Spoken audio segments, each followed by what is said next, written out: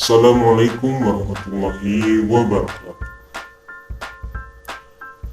Allahumma salli ala Sayyidina Muhammadin tibbil qulubi wa dawaiha wa afiyati abdani wa shifaiha wa nuril absari wa diyaiha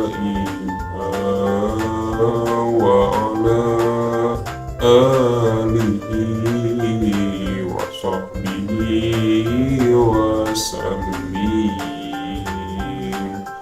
Allahumma salli wasallim ala sayyidina Muhammadin sahibil bushra salatan tubashshiruna biha wa ahlana wa awladana wa jami'a masyayikhina wa mu'allimina wa talabatana wa talibatina min yaumina hadha ila yaumil akhirah.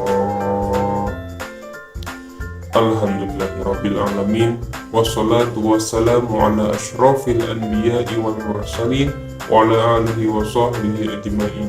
Asyhadu an la ilaha illallah wa asyhadu anna Muhammadan abduhu wa rasuluh. Rabbi shrah li sadri wa yassir li amri wa hlul 'uqdatam min lisani yafqahu qawli, amma ba'du. Pertama-tama, marilah kita panjatkan puji dan syukur kehadirat Allah Subhanahu wa Ta'ala, karena atas rahmat dan hidayahnya saya dapat membuat video pembelajaran ujian tengah semester mata kuliah pendidikan agama Islam dalam keadaan sehat walafiat. Salawat serta salam semoga tetap terlimpah curahkan kepada junjungan alam tercinta, yakni Nabiyana wa Habibana Nabiyullah wa Nabiyullah, kekasih Allah Kangjeng Nabi Muhammad Sallallahu Alaihi Wasallam. Tidak lupa kepada keluarganya, kepada para sahabatnya, juga kepada para tabi'in tabi'atnya, kepada kita semua selaku umatnya yang insya Allah mendapatkan syafaatul ibn. Amin ya Allah rabbal alamin.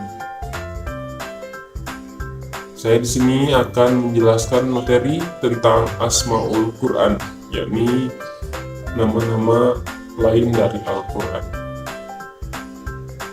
Langsung saja cek ke dalam. Ya. Pengertian Al-Quran. Al-Quran adalah kitab suci umat yang berisi firman Allah Subhanahu wa Ta'ala yang diturunkan kepada Nabi Muhammad Sallallahu Alaihi Wasallam dengan perantaraan malaikat Jibril untuk dibaca, dipahami, dan diamalkan sebagai petunjuk bagi pedoman hidup umat manusia. Sebagai kitab yang mulia, Al-Quran mempunyai nama lain yang dijelaskan dalam ayat-ayatnya.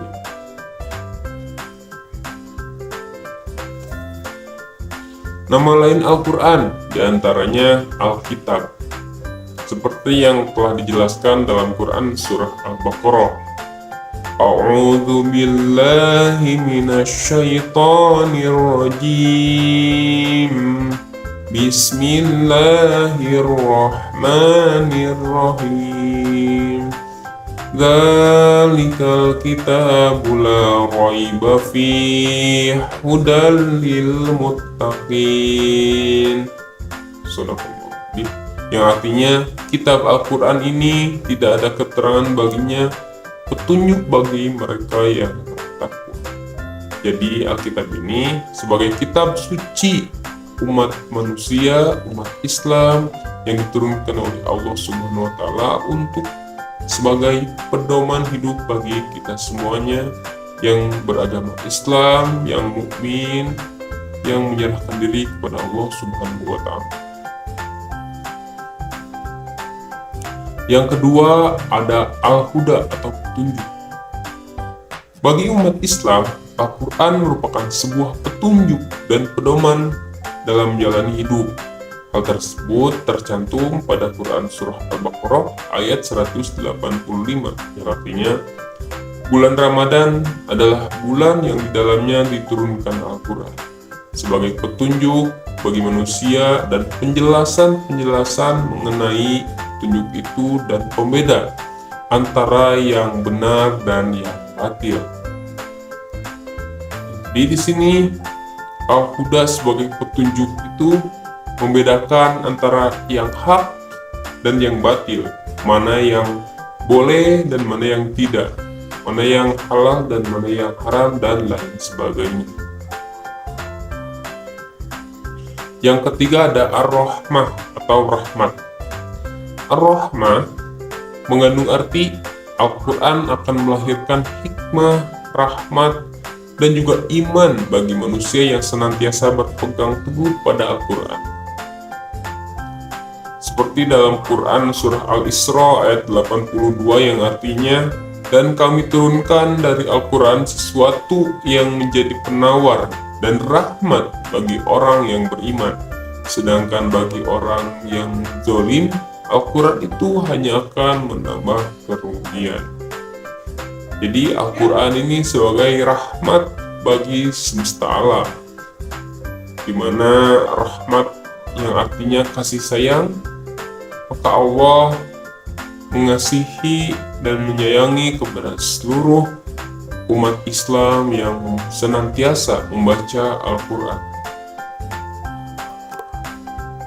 Yang keempat ada An-Nur atau cahaya. An-Nur atau cahaya artinya cahaya yang menjadi salah satu sifat Allah dalam Asmaul Husna. Sesuai namanya, Allah adalah pemilik segala-galanya di alam semesta, termasuk dalam ini cahaya. An-Nur juga bermakna sebagai petunjuk bagi umat manusia. Petunjuk dalam hal ini adalah pemberitahuan yang benar, iman yang lurus, serta ilmu yang bermanfaat. Agama yang benar adalah amal yang benar serta bermanfaat di dunia sampai di akhirat. Dengan demikian, kata An-Nur dalam konteks cahaya yang berasal dari Allah dapat dimaknai sebagai kitab Allah atau agama Allah. Jadi di sini An-Nur cahaya, Al-Quran bisa menerangi kita dalam berkehidupan di dunia maupun di akhirat. Di dunia, seperti halnya kita mempunyai masalah, maka segeralah untuk membaca Al-Quran. Dan di akhirat pun, di alam kubur nanti, Al-Quran sebagai penerang kita dalam menjalani kehidupan di akhirat kelak. Dari sekian nama-nama lain dari Al-Quran, segitu saja yang bisa dapat saya sampaikan. Sebenarnya sangat banyak nama-nama lain dari Al-Quran, namun saya hanya menjelaskan 10 saja. Nah, itu saya mohon pamit undur diri.